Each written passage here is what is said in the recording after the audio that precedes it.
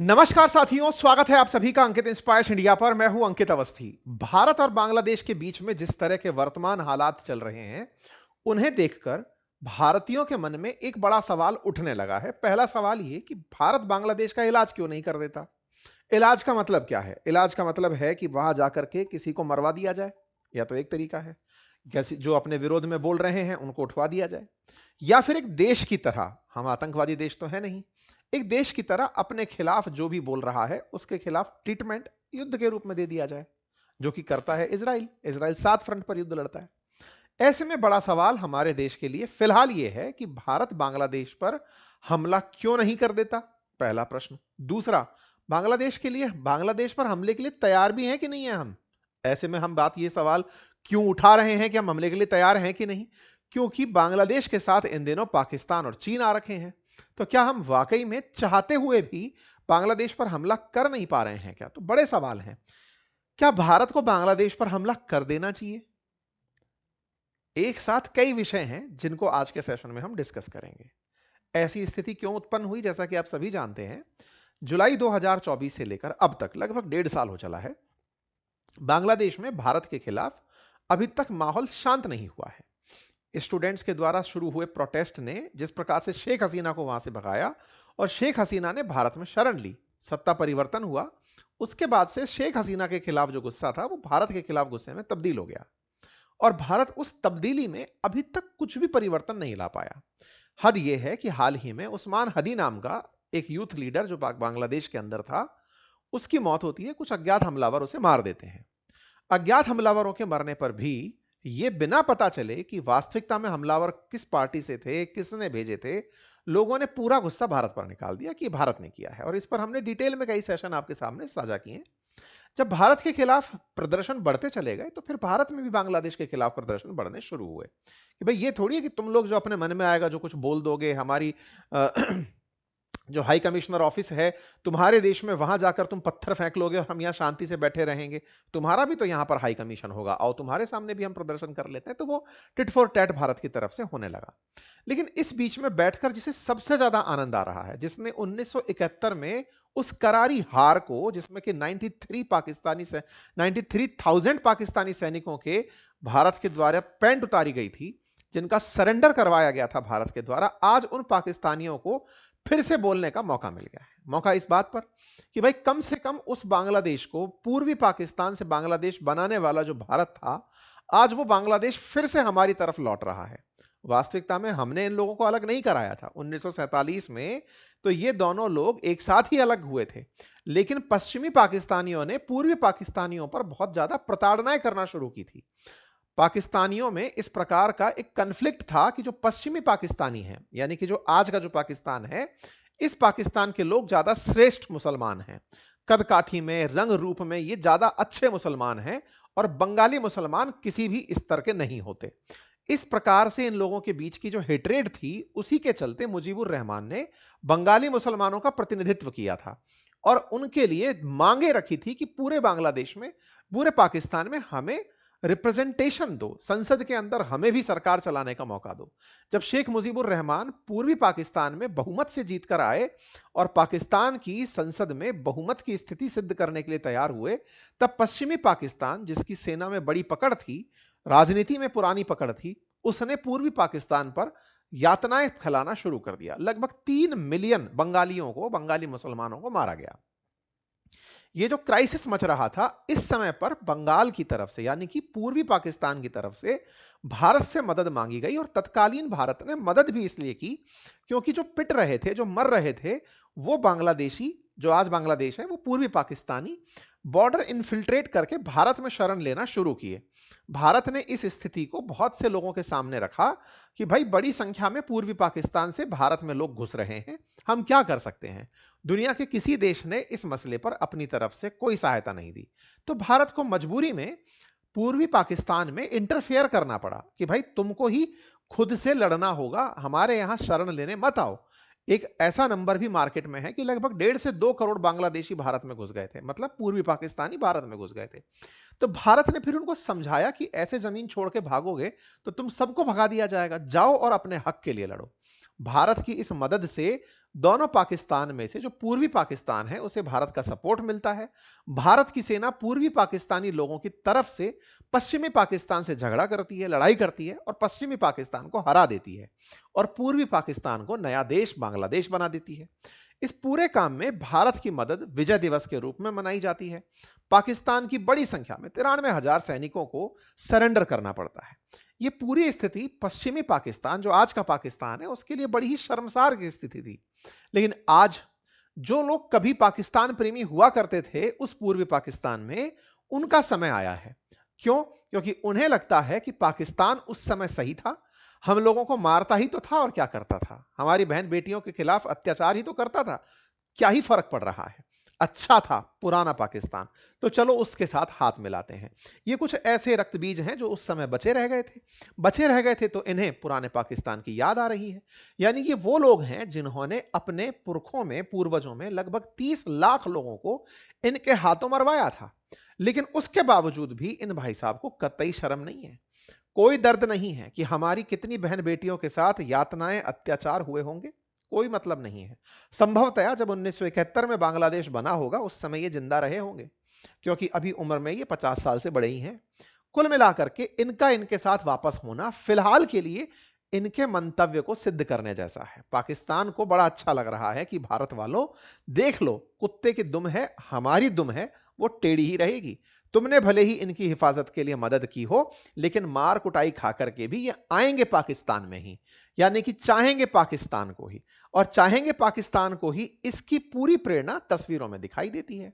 हद तो अब यह हो गई कि जो पाकिस्तानी लोग, जो उस समय के पाकिस्तानी थे, जिन्ना की पार्टी से थे, अब वो बांग्लादेश के समर्थन में नारे लगाने लगे हैं। हाल ही में पाकिस्तान की इनकी जो नवाज शरीफ की जो मुस्लिम लीग पार्टी है, ये शहबाज शरीफ, इनके बड़े भाई नवाज शरीफ, उनकी मुस्लिम लीग एनएमएल, उस मुस्लिम लीग के एक यूथ लीडर का बयान आया है, बांग्लादेश पर अगर कुछ भी हुआ तो हम आप पर हमला कर देंगे। भारत पर हमला करने के लिए पाकिस्तान तैयार हो रहा है।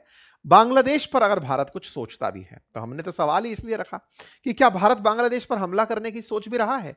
क्यों? क्योंकि पाकिस्तान सोच रहा है कि अगर आप किए तो हम आप पर हमला कर देंगे। तो भाई साहब, हमारी क्या तैयारियां हैं? पाकिस्तानी तो तैयार हो गए। पाकिस्तानी तो इस लेवल तक तैयार हो गए कि वो इनके साथ में डिफेंस पैक्ट करने जा रहे हैं। और डिफेंस पैक्ट अब तक तो हम लोग आपको बता ही रहे थे, अब तो हर मीडिया के अंदर चल रहा है। बांग्लादेश को पाकिस्तान ऑफर कर रहा है वही सऊदी अरब वाली दोस्ती, कि सुनो, जिस तरह से सऊदी के साथ हमने दोस्ती कर ली है कि कल को सऊदी पर हमला हुआ तो हम साथ जाएंगे और हम पर हमला हुआ तो सऊदी हमारे साथ आएगा, आओ तुम्हारे साथ भी वही डिफेंस पैक्ट कर लेते हैं। तो ये जो बने हुए एडवाइजर हैं बांग्लादेश में, पिछले 1.5 साल से जो सत्ता का सुख भोग रहे हैं, ये बांग्लादेश को अगर ऐसा कोई पैक्ट भी दे गए तो हमारे सामने पाकिस्तान अब 2 फ्रंट पर होगा। पूर्वी पाकिस्तान भी वापस से खुल चुका होगा। मतलब यह है कि भारत ने विदेश नीति के अंदर इतना बुरा समय देखा कि अब तक हम 2 फ्रंट पर युद्ध के लिए खड़े होते थे, पाकिस्तान के साथ और चाइना के साथ। अब हमारे सामने तीसरा फ्रंट भी खड़ा होगा। बांग्लादेश जैसा देश भी, जो कभी हमारे ही द्वारा पैदा किया हुआ देश था, वो देश आज हमारे खिलाफ वॉर करने के लिए खड़ा होगा। ये तो बड़ा फेलियर है, ब्लंडर है। हमें यह समझना होगा कि 1971 से लेकर 2025 के बीच में क्या बांग्लादेश में हम इतना भी अपना महत्व क्रिएट नहीं कर पाए कि बांग्लादेश को अगर भारत के खिलाफ होने की भी नौबत आ रही है तो उसे हमारी जरूरत के बिना रहना भी स्वीकार्य है। आज भारत बांग्लादेश के लिए इतना भी महत्वपूर्ण नहीं है क्या कि उसे ना तीस्ता जल की जरूरत है, ना भारत जो बांग्लादेश के साथ अंतरराष्ट्रीय स्तर पर सबसे बड़ी सीमा साझा करता है। भारत की लगभग 4096 किलोमीटर की सीमा है बांग्लादेश के साथ।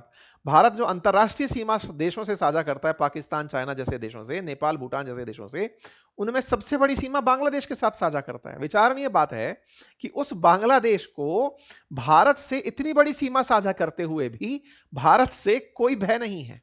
उसे यह भी नहीं लगता कि भारत उसकी कोई सेवा रोक देगा, उसकी कोई सुविधा रोक देगा तो क्या ही फर्क पड़ जाएगा। यह हमारे लिए बड़ा विचारणीय तथ्य है कि हमने इतने सालों में अल्टीमेटली किया क्या। एक छोटू सा देश जिसके पास ना न्यूक्लियर वेपन है, ना हमारे सामने कोई सैन्य असलाह है, ना आर्थिक स्थिति है, बजट भी हमसे कई गुना कम है, उसके बावजूद भी उसके हौसले इतने बुलंद हैं। ये हमारे बड़े फेलियर्स में कंसीडर होना चाहिए। फिर भी सवाल ये कि जब ये भी मुंह खोलेंगे और हम इनके भी मुंह बंद नहीं करा पाएंगे, तो फिर हमारे सामने तो बहुत सी चुनौतियां खड़ी हैं। कल को मालदीव्स खड़ा हो जाएगा, श्रीलंका खड़ा हो जाएगा, नेपाल खड़ा हो जाएगा, कहेगा कि भारत तो सबके सामने चुप हो जाता है। ये बात भारत के लिए विचारणीय है। तो आज के सेशन में फिर से बड़ा सवाल कि क्या भारत इसका इलाज करेगा? क्या इलाज करना भी चाहिए? नहीं तो इसका कोई और अल्टरनेटिव है? और तो और क्या हम तैयार भी हैं? तैयार होने की बात इसलिए क्योंकि अब तो हमें भी इंटरनल सूत्रों से यह पता होगा कि इनसे जंग शुरू होते ही पाकिस्तान फायर ओपन करेगा और चाइना पीछे से मजे लेगा, क्योंकि वो तो कठपुतली डांस के लिए जाना ही जाता है। तो ऐसे में बड़ा ही इंटरेस्टिंग है आज के सेशन का ये विश्लेषण। आइए शुरू करते हैं। लेकिन हां, उससे पहले एक जरूरी जानकारी मैं आपको दे दूं। वर्ष का अंत है और ऐसे में हमारे द्वारा हमारे एप्लीकेशन बातें बाजार की, जिस पर स्टॉक मार्केट से रिलेटेड कोर्स हैं, म्यूचुअल फंड से रिलेटेड कोर्सेज हैं और पोर्टफोलियो संबंधी कोर्सेज हैं, उन पर सीधा 50% ऑफ लाया गया है। इसके पीछे का एक बड़ा मंतव्य भी है और वो ये कि हमारे बातें बाजार की एप्लीकेशन को पूरा 1 साल हो चुका है। ऐसे अवसर में आपके लिए हम अपनी तरफ से जो खुशियां साझा कर सकते हैं वो साझा कर रहे हैं। जिन्हें भी ये कोर्स एनरोल करना है वो एनरोल करें और अपने लिए खुद से फाइनेंशियल लिटरेसी में एक कदम आगे बढ़ाएं। चलिए आगे बढ़ते हैं। साथियों, बांग्लादेश में जिस तरह की उठापटक चल रही है, कट्टरपंथ जिस तरह का बढ़ता चला जा रहा है, वैसे में ही पाकिस्तान की सत्तारूढ़ पार्टी के यूथ विंग के एक नेता का भारत के खिलाफ बयान आ जाता है। बयान में वो व्यक्ति खुलेआम भारत को मिसाइल हमले की धमकी देता है और यही समझाने का प्रयास कर रहा होता है कि यदि आप बांग्लादेश के खिलाफ कुछ सोचते हैं तो हम मिसाइल लाग देंगे। वीडियो में बढ़िया गीदड़ भभकी देता हुआ दिखता है और कहता है कि ये जो अखंड भारत वाली विचारधारा है ना, भारत को ये छोड़नी होगी। अखंड भारत की कौन सी विचारधारा? जिसमें भारत, पाकिस्तान, बांग्लादेश इन सबको अपना हिस्सा मानता है। ऐसे ही बयान इन छोटे मोटे चिलगोजों के द्वारा भी दिए गए जिन्होंने कभी शेख हसीना की सत्ता पलटा दी। इनसे कई गुना बढ़िया तो हमारी यूनिवर्सिटीज के अंदर छात्र नेता हैं और उन छात्र नेताओं ने बढ़िया अच्छी राजनीति की है, देश की राजनीति में कंट्रीब्यूट किया है। मैं तो मानता हूं कि हमारे राज्य के जो यूथ लीडर्स हैं, जो यूनिवर्सिटीज के छात्र हैं, वो इनसे बड़े फायर ब्रांड हैं। पर हमारे देश में चूंकि एक व्यवस्था है, हर तरह की राजनीति की व्यवस्था है, सब कॉलेज के कल्चर हैं, ये दो चार ऐसे लोग निकल कर आते हैं और इन्हें लगता है कि ये भारत को हाँक देंगे। मजेदार बात तो ये है, ये वही वाली स्थिति है कि भारत 140 करोड़ का कुछ लाख पॉपुलेशन वाला मालदीव्स भी भारत के खिलाफ जब कुछ बोलता था तो हमारे यहां तो बड़ी चर्चा हो जाती थी कि यार इसकी हिम्मत कैसे। सरप्राइज तो वही होगा ना, हाथी पर बैठा ही तो व्यक्ति सरप्राइज होगा कि यार ये कुत्ता भौंक कैसे रहा है, अब ये बिल्ली और पिल्ले भी पीछे पीछे दौड़ कैसे रहे। तो फिलहाल भारत में बांग्लादेश को लेकर के जो भाव है वो यही है कि ये भी। तो ऐसी स्थिति में पाकिस्तान को बड़ा आनंद इस बात पर आ रहा है क्योंकि पाकिस्तान की भारत से तो राइवलरी तगड़ी है। इतनी बेइज्जती की 93,000 पाकिस्तानी सैनिकों की अगर पेंटे उतरवा दी गई थी तो पाकिस्तानियों में तो शर्म होगी ना। पाकिस्तानी उस गिल्ट से बाहर निकलने के लिए तरह तरह के हथकंडे अपना रहे हैं। बांग्लादेश से ही वो शर्म को वापस लाना चाहते हैं। वो चाहते हैं कि बांग्लादेश में भारत के विरोध में पूरी तरह से भारत विरोधी सारे कैंप चालू हो जाएं। बांग्लादेशी लोग नफरत करने लगे भारत से, भारत को एक और मोर्चा साधने में दिक्कत आने लगे।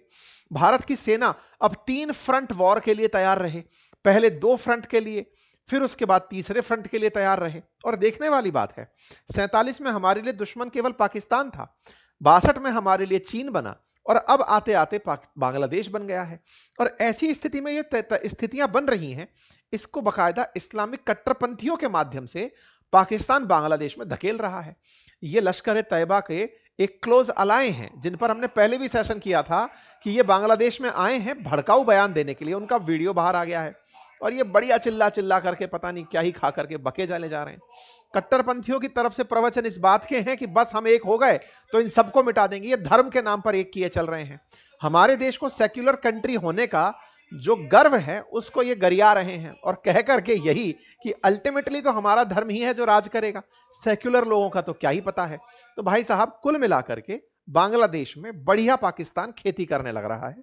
उन सोच के और उन जमात के लोगों को मोटिवेट कर रहा है जो कभी 1971 के अंदर दबे रह गए थे, जो थोड़े भी पाकिस्तान के चाहने वाले लोग कट्टरपंथी थे, जो महिलाओं के शासन से कुंठित थे क्योंकि कभी शेख हसीना तो कभी खालिदा जिया, जैसे प्रधानमंत्री बांग्लादेश में रहे, तो वो जो अंदर मानसिकता भरे बैठे हुए बांग्लादेशी थे कि हमारे ऊपर महिलाओं ने शासन कैसे कर लिया, हमें तो एक ही पुरुष मिला जिसका नाम मोहम्मद यूनुस है, अब इसी के ही हम सीप सलाहकार बनकर के शासन करवाएंगे, वो लोग इस तरह भारत विरोध में बयान दिलवा रहे हैं। भारत के विरोध में बयान को बांग्लादेशी कुछ पढ़े लिखे जो लोग हैं वो भी ढूंढ ही रहे हैं कि ये चल क्या रहा है।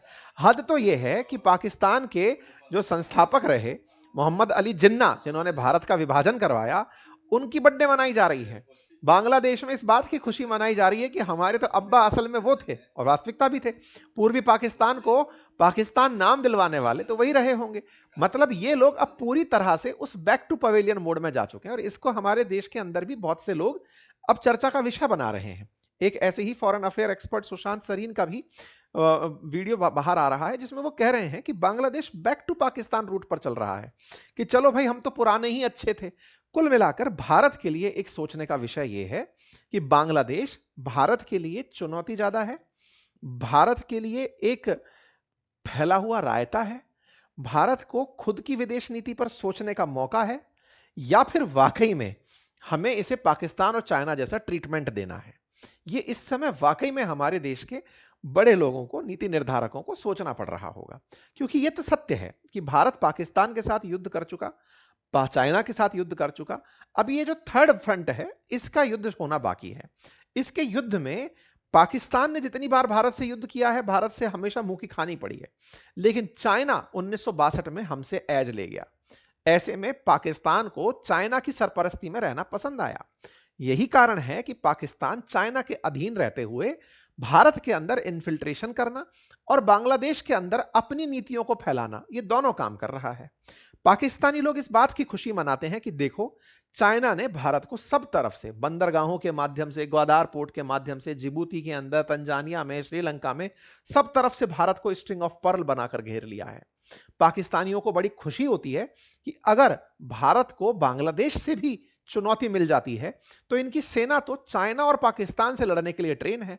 बांग्लादेश के साथ तो इनकी बहुत अच्छी मित्रता थी, इतनी मित्रता थी कि बहुत सी जगह पोरस बॉर्डर्स थे, बढ़िया लोग इधर से उधर आ सकते थे, बकायदा सब्जी मंडियां लगती थी, इधर की सब्जी उधर बिक रही है, उधर की इधर बिक रही है, हाट बाजार जैसे हाल थे। तो ऐसे में बड़ा सवाल यह है कि भारत को आने वाले समय में क्या करना है। अगर हम युद्ध की स्थिति में जाते हैं तो भारत को एट ए टाइम पाकिस्तान को भी काउंटर करना होगा, तो बांग्लादेश को भी काउंटर करना होगा। यह स्थिति 1971 से पहले वाली स्थिति फिर से बनने की स्थिति आ रही है और ऐसे में हमारे देश में हथियारों की खपत बढ़ेगी, हमें यह समझने की आवश्यकता है। और अगर भारत एकदम एक्सट्रीम एंड पर ही चला जाता है, यह बिल्कुल वो स्थिति है, कोई सवाल पूछे कि बांग्लादेश ने अभी कर ही क्या दिया है, बोले साहब भारत के खिलाफ इतना गंदा माहौल तो बना रखा है उसने, हम अंतरराष्ट्रीय स्तर पर अभी तक बांग्लादेश के खिलाफ कोई प्रेशर ही क्रिएट नहीं करवा पाए हैं। ये तो भारत की नीतियों में बड़े सोचने का विषय बन जाता है। अगर भारत बांग्लादेश को चुप नहीं करा पा रहा है तो कोई एक्शन क्यों नहीं ले लेता है। बोले डर इस बात का है कि अगर हम इस पर एक्शन लेने निकले तो यहां पर बैठी सरकार तो अमेरिका के द्वारा बिठाई हुई सरकार है और अमेरिका द्वारा बिठाई सरकार के खिलाफ भारत कोई एक्शन लेता है तो पहले ही हमने चाइना को, पाकिस्तान को दुश्मन बनाकर बिठाया है, ये नया दुश्मन हो जाएगा और हम उधर से अमेरिका की भी दुश्मनी ले लेंगे। तो भारत के लिए तो इस समय सोच में ही बड़ा मंथन चल रहा है कि हम इसका इलाज करें तो करें क्या। भारत में तो बड़ी मांग उठ रही है और वो मांग इस बात की है कि साहब कुछ मत करो, रंगपुर कॉरिडोर को सीधा करके ये जो चिकन नेक जो इतिहास में पढ़ाते हो इसको चौड़ी कर दो, उठा दो इसको, पूरा की पूरा साफ करके एक कर दो और पूर्वोत्तर को बीच तक पहुंचा दो। और बीच तक पहुंचाने के लिए इनका जो चिट्टागोंग है उसको साथ में लो और यहीं से सीधा सीधा बंगाल खाड़ी में पूर्वोत्तर भारत को जोड़ दो, हमेशा की चिंता खत्म। लेकिन सवाल यह है कि भारत ऐसा करने की सोच भी रहा है। अगर हम बात करें कि सामर्थ्य है या नहीं तो उसमें तो हम इनसे फर्दर बहुत बहुत आगे हैं, लेकिन वास्तविकता में इसकी जरूरत भी हम महसूस कर रहे हैं कि नहीं। क्या हमको इनके बयान केवल राजनीतिक बयान ही लग रहे हैं कि अरे अपोजिशन में जैसे बैठे लोग बयान देते हैं, दे रहे हैं ये लोग भी देने, तो इस बात पर उग्र होने की क्या आवश्यकता है। लेकिन हमारे उग्र ना होने पर और हमारे ठंडे रह जाने पर अगर ये पाकिस्तान के इतने करीब चला जाता है कि कल को यदि ये भारत के खिलाफ अपनी जमीन का इस्तेमाल भी होने दे और हमें साल भर बाद रियलाइज हो कि हमें बांग्लादेश पर हमला करना पड़ेगा, इसके अंदर बने हुए जो आतंकी अड्डे हैं उनको टारगेट करना पड़ेगा और हम बैठकर हाथ पे हाथ धरे बैठे रहें कि अरे पहले ही कर लिया होता तो सही रहता। ये सारे प्रश्न हैं जो इस समय विदेश नीति के जो जानकार हैं और जो भारत की नीति निर्धारक हैं उनके जहन में चल रहे हैं कि इलाज क्या है इसका। और इलाज में भारत ने जब इतने साल तक बांग्लादेश के साथ, शेख हसीना के साथ मिलकर काम किया है, तो 1.5 साल में भारत के पास जब से शेख हसीना है उनसे कोई भी लीड निकाल के क्या हम बांग्लादेश में कोई भी ऐसा सिंपैथाइजर नहीं ढूंढ पाए जो शेख हसीना के समर्थन में या भारत के समर्थन में बांग्लादेश के अंदर ये जो कट्टरपंथी काम कर रहे हैं उनके खिलाफ जनता को एक कर पाए। अगर चाइना ने या फिर पाकिस्तान, अमेरिका ने या पाकिस्तान ने बांग्लादेश में भारत के खिलाफ ये माहौल बनाया है, तो हमारे पास तो शेख हसीना खुद इन पर्सन यहां बैठी हैं। उनसे पूछ करके क्या बांग्लादेश के हमारे पास राज नहीं है क्या? क्या हम उनसे नहीं पूछ सकते कि बता भाई इसकी कौन सी नस दबाई जाए? क्या इतने बड़े पद पर रहने वाली महिला के पास इस देश की रणनीतियों के बारे में कोई जानकारी नहीं है? अगर है तो उनसे पूछा जाए कि बताओ साहब क्या करें, ये तुम्हारे चक्कर में हमारे लिए नासूर बन रहा है, हम कुछ कर नहीं पा रहे क्योंकि तुम्हें यहां रख के बैठे हैं। तो ये सब तमाम बातें हैं जो सवाल के बीच रूप में निकल कर आती हैं। रही बात चाइना की, चाइना के केस में अगर बात की जाए तो चाइना क्या भारत से युद्ध करने की तैयारी रखता है अगर हम बांग्लादेश के साथ झगड़ा करते हैं? तो देखो चाइना फिलहाल युद्ध नहीं करेगा, ये मैं नहीं कह रहा हूं। असल मायने में अमेरिका के अंदर एक डिफेंस रिपोर्ट जाती है, यूनाइटेड स्टेट्स के अंदर डिपार्टमेंट ऑफ वॉर जो है ना, जो डिफेंस डिपार्टमेंट हुआ करता था, आजकल उसको डिपार्टमेंट ऑफ वॉर कहते हैं।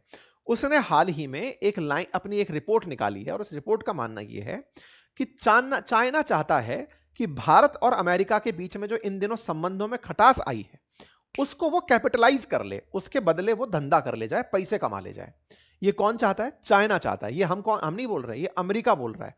अमेरिका बोल रहा है कि भारत से जो हम दूरी बनाकर बैठे हैं उसको वो फायदे में बदलने की बात करता है। अल्टीमेटली है तो व्यापारी, तो ये व्यापार करेगा भारत के साथ और व्यापार करेगा चाइना पाकिस्तान और बांग्लादेश के साथ। कैसा व्यापार? बांग्लादेश को हथियार बेच लेगा, जैसे ऑपरेशन सिंदूर के समय पर चाइना ने पाकिस्तान को हथियार बेचे, राफेल के खिलाफ फेक प्रोपेगेंडा चलाया, प्रोपेगेंडा में पाकिस्तानियों को बढ़त में दिखा दिया कि साहब देखो इन्होंने तो इतने राफेल गिरा दिए। ये सारे काम कर लेगा, डायरेक्ट फ्रंट पर वार नहीं लड़ेगा। क्यों नहीं लड़ेगा? क्योंकि उसे पता है भारत एक बड़ा बाजार है और उसे मैं सामान बेचकर पैसे कमा सकता हूं, तो हथियार बेचने की जरूरत क्या है?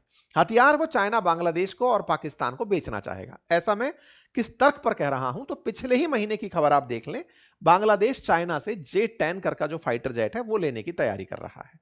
और तो और चाइना बांग्लादेश के अंदर मोनिरहाट करके जो जगह है वहां पर बकायदा एयरबेस बना रहा है जो चिकन नेक के बिल्कुल नजदीक है। तो कुल मिलाकर के चाइना पाकिस्तान बांग्लादेश के अंदर अपने हितों की पूर्ति करेंगे। अल्टीमेटली खुशी केवल पाकिस्तान की होगी, बांग्लादेश के साथ युद्ध में चाइना नहीं उतर कर आएगा। लेकिन साहब इनकी क्या बात है? तो देखो पाकिस्तान तो अपनी तरफ से अपनी शर्मिंदगी को मिटाने के लिए, देखो इसको ऐसे समझो, 1971 में जब पाकिस्तान हारा तो उसने उसका बदला लेने के लिए भारत से पंजाब को अलग करने की रणनीति फेंकी। पंजाब को अलग करने के लिए पंजाब में बकायदा उसने खालिस्तान के समर्थन में या फिर कहिए खालिस्तानियों को प्रवोक किया। पंजाब में बकायदा खालिस्तान के समर्थन में बड़ा आंदोलन चलाया गया, वो पूरी तरह पाकिस्तान प्रायोजित था। आज भी दुनिया भर में जहां जहां खालिस्तान समर्थक लोग बैठे हैं वो सब पाक प्रायोजित हैं। पाकिस्तान को अपनी शर्मिंदगी का बदला लेना था कि बांग्लादेश जो इन्होंने तोड़ के हमसे अलग निकाल दिया, हम पंजाब को इनसे अलग निकाल देंगे एक देश बनाकर जिसका नाम खालिस्तान होगा, खालसा का स्थान होगा। इस बात को वो पहले जम्मू कश्मीर में अप्लाई करता था लेकिन वो उसके हाथ में नहीं निकल पाया। उसके बाद उसने पंजाब में किया, पंजाब में उसको निराशा मिली। अब वो बांग्लादेश को फिर से जोड़ने का प्रयास कर रहा है कि चलो कम से कम अपनी शर्मिंदगी को बांग्लादेश से दूर कर लेते हैं। और इसी को करने के लिए वो इनके साथ सऊदी जैसा टाई अप करने का विचार करता है। जहां तक बात हो सैन्य ताकत की, तो भारत, बांग्लादेश और पाकिस्तान इन दोनों से काफी आगे बैठा है सैन्य पावर में। अगर हम देखें वर्ल्ड की मोस्ट पावरफुल मिलिट्रीज में, तो भारत 4th नंबर पर एग्जिस्ट करता है। वर्ल्ड पावर इंडेक्स के अंदर पाकिस्तान 12वें पर आता है और बांग्लादेश 35वें नंबर पर आता है। ये कंपैरिजन का पार्ट नहीं होना चाहिए, लेकिन कहीं ना कहीं इस तरह के तथ्य तैरते रहते हैं तो आपके सामने रख दिए गए। आप पूछेंगे कि क्यों नहीं सर, मायने नहीं रखता क्या? भारत के पास इतने एयरक्राफ्ट हैं, इनके पास इतने से ही हैं, भारत के पास इतने फाइटर जेट, भारत के पास इतने अटैक, हमारे पास तो भर भर के सब कुछ है, इनके पास तो कुछ नहीं है। ये मायने इसलिए नहीं रखता क्योंकि हमारे लिए उससे बड़ी चिंता की बात यह है कि हमें बांग्लादेश से लड़ना ही क्यों पड़ रहा है। ये तो पहले ही हमारा साथी था, इसको भी शांत क्यों कराना पड़ रहा है? सोच इस पर होनी चाहिए कि आज बांग्लादेश से युद्ध की नौबत या युद्ध पर चर्चा क्यों हो रही है, कि बुनियादी सवाल वहां खड़ा है। और दूसरा जो सवाल है जिसे जनरली हम लोग इग्नोर कर जाते हैं, और वो ये कि भारत के खिलाफ पाकिस्तान को केवल एक ही बॉर्डर पर सेना तैनात करनी होती है, लेकिन भारत को जब युद्ध करना होगा तो उसे तीन फोर्सेस को, भारत को चाइना पर भी ध्यान देना होगा, बांग्लादेश पर भी अब ध्यान देना होगा, और पाकिस्तान पर भी ध्यान देना होगा। मतलब भारत तीन फ्रंट पर लड़ेगा। तो भारत की जो कुल सेना है वो तीन फ्रंट के लिए है, यह अपने आप में एक बड़ी चुनौती है। हाँ, और पाकिस्तानियों का फुल फोकस भारत के लिए, हालांकि भारत ने इसका इलाज किया है, अफगानिस्तान को भड़का करके या बलूचिस्तान के अंदर जो रिबेल पैदा किए हैं, वो भारत का इसी का काउंटर है कि तुम बेटा अगर हमारे यहां कुछ करोगे, अगर हमारे देश में दिल्ली में धमाका होगा तो फिर तुरंत इस्लामाबाद में भी होगा। मतलब ये तुरंत मानकर चलना। तो भारत पाकिस्तान को बढ़िया काउंटर कर रहा है। लेकिन जो बांग्लादेश में खेला किया है ना उसने, या फिर यह समझिए कि बांग्लादेश में जो घटना घटी है, चूंकि उसमें कई पावर्स का एक साथ इंटरेस्ट आ गया है, तो भारत कहीं ना कहीं वहां पर समझ नहीं पा रहा है कि खेला करना क्या है। टैंकों की स्थिति हो या फिर रक्षा बजट की स्थिति हो, भारत बांग्लादेश से कई टाइम्स ज्यादा बजट रखता है। इनका हजारों में बजट है, हमारा लाखों में अरबों में बजट है। तो भारत पाकिस्तान बांग्लादेश से सैन्य बजट में, नौसैनिक ताकत में, रक्षा बजट में, हर तरह से कई तरह से श्रेष्ठ है।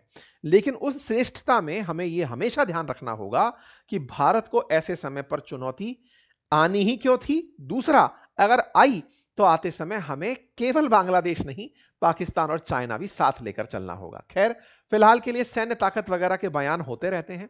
चाइना और पाकिस्तान के बीच में एक बात और है जो भारत की सेना के चीफ भी मानते हैं, और वो ये कि भारत को इन दोनों जगह पर युद्ध करते समय एक चीज ध्यान रखनी है। एक न्यूक्लियर वेपन कंट्री है और एक न्यूक्लियर आर्म्ड कंट्री है। वेपन कंट्री और आर्म्ड कंट्री में क्या अंतर है? वेपन कंट्रीज वो हैं जो 1967 से पहले, जिनके पास परमानेंट 5 मेंबर्स यूएन के अंदर जो थे, यूनाइटेड नेशंस के अंदर, जिनके पास न्यूक्लियर वेपन थे, वो देश, उनमें से चाइना हमारा पड़ोसी है, उससे भी संघर्ष है। और न्यूक्लियर आर्म्ड जिन्होंने एनपीटी पर साइन नहीं किए, जैसे भारत है, इजराइल है, पाकिस्तान है, उनमें से जो देश न्यूक्लियर वेपन रखते हैं उनके साथ। तो भारत को चाइना और पाकिस्तान के साथ, एक न्यूक्लियर पावर्ड और एक न्यूक्लियर आर्म्ड, दोनों स्टेट्स के साथ झगड़े रखने हैं, यानी कि युद्ध की स्थिति में तैयार रहना है। भारत के लिए ये युद्ध कभी भी निर्णायक नहीं होंगे। क्यों नहीं होंगे? क्योंकि सब जानते हैं कि एक स्थिति से आगे निकलते ही जब न्यूक्लियर बॉम्ब होता है वो युद्ध रुकवाता है। जिस बात को ट्रंप कह रहे हैं कि मैंने ऑपरेशन सिंदूर रुकवाया था, असल मायने में वो ऑपरेशन सिंदूर को रुकवाने वाले ट्रंप नहीं थे, वो न्यूक्लियर बॉम्ब थे। दोनों देशों के पास न्यूक्लियर बॉम्ब है। एक स्थिति खींचने के बाद में हर देश उस ताकत तक पहुंचेगा कि भाई अब ये बम सजाने के लिए थोड़ी है, फेंक ही देते हैं, होगा जो देखा जाएगा। बिल्कुल वही वाली बात ये बांग्लादेश के केस में लागू होती है कि अभी इसके पास कुछ नहीं है, लेकिन अगर पाकिस्तान के साथ इसकी कोई क्लोज अलाई बन जाती है तो ये भारत के लिए चिंता बनेगी। हालांकि अपडेट्स निकल कर आ रहे हैं कि मोहम्मद यूनुस जो हैं वो भारत के साथ रिश्ते सुधारने की कवायद कर रहे हैं। ये एक दो दिन पहले की खबर है, इनकी तरफ से कुछ एडवाइजर्स के बयान आने शुरू हुए हैं कि भारत के साथ इनका रिश्ता खराब करने का कोई इंटेंशन नहीं है। इसी तरह से पाकिस्तान बांग्लादेश में चीफ एडवाइजर ने एक और वीडियो फोटो शेयर किया जिसमें दीपू चंद्र दास की मौत के बाद जो भारत में गुस्सा उग्र हुआ था, उसके परिवारजनों से मिलने के लिए इन्होंने अपने एजुकेशन एडवाइजर को परिवार के साथ वहां भेजा, तस्वीरें जारी की, कहा कि हम अपने देश में ऐसी कोई भी हरकत नहीं होने देंगे। ये दीपू चंद्र दास के परिवारजनों के साथ मिलते हुए लोग दिखाई दे रहे हैं। एक और इंटरेस्टिंग चीज निकल कर आई है, और वो ये कि उस्मान हदी जो है उसकी मौत का शुरुआत में ठीकरा भारत पर फोड़ दिया गया था, लेकिन हाल ही में यहां पर एक बयान वायरल हो रहा है और वो उस्मान हदी के परिवारजन लगा रहे हैं कि यह सारा खेल मोहम्मद यूनुस का ही किया हुआ है। चुनाव की घोषणा होती है 11 दिसंबर को, 12 दिसंबर को उस्मान हदी को गोली मर जाती है। इससे फायदा अगर किसी को होता है तो वो मोहम्मद यूनुस है। मोहम्मद यूनुस को इसलिए क्योंकि छात्र नेताओं को अगर हटा दिया गया और चुनाव खालिदा जिया की बीएनपी और इनकी आवामी लीग के बिना करा दिए गए, तो जो लोग भी जीतेंगे उन्हें एक फेस चाहिएगा, वो मोहम्मद यूनुस रहेंगे। तो मोहम्मद यूनुस जो कि लगातार सत्ता का सुख भोग रहे हैं, ये भविष्य में भी सत्ता में बने रहे, बोले ये चाहकर के छात्र नेताओं को खत्म करवा रहे हैं। ये बात जब बाहर निकल कर आई तो मोहम्मद यूनुस को लगा कि हम तो पकड़ में आ गए। ये हादी के परिवारजन हैं जो कह रहे हैं कि गलती तो तुम्हारी है और तुम पर आरोप क्यों ना लगाए जाए कि ये तुमने मंशा नहीं रखी थी, लेकिन ये बात बाहर नहीं आ पाई। इससे बचने के लिए इनके जो छात्र नेता हैं उन्हें अब सेना की सुरक्षा दी गई है। ये जो छात्र नेता थे जिन्होंने खालिदा जिया शेख हसीना को देश से निकाला था या फिर छात्र आंदोलन करके सत्ता परिवर्तन किया था, मोहम्मद यूनुस के सरपरस्ती में शासन जिन्होंने शुरू किया, अब उन्हें सेना की सुरक्षा दी गई है कि कहीं कोई अज्ञात इनकी बज्जी ना ले जाए। खैर, फिलहाल के लिए बांग्लादेश के साथ भारत के रिश्ते जिस भी मोड़ पर हैं, समझने की आवश्यकता भारत को यह है कि हमें हार्ड पावर तरीके से आगे बढ़ना है या सॉफ्ट पावर तरीके से। क्या बांग्लादेश पर हमला करना चाहते हुए भी हम कर नहीं पा रहे हैं, या फिर करने की नौबत ही क्यों आई, हम इस विषय पर सोच रहे हैं। भारत अंतर्राष्ट्रीय स्तर पर बांग्लादेश में कहां पकड़ खोया, ये कुछ ऐसे सवाल हैं जिन पर हमें चिंतन की आवश्यकता है। बाकी आप लोगों को क्या लगता है, अपनी राय कमेंट बॉक्स में जरूर दीजिएगा। अदरवाइज जब भारत की जनता के दिमाग में सरकेगी तो फिर से बांग्लादेश के भी टुकड़े होने से कोई रोक तो नहीं पाएगा। फिलहाल के लिए इतना ही। और हाँ, जाते जाते चैनल सब्सक्राइब करना मत भूल जाइएगा।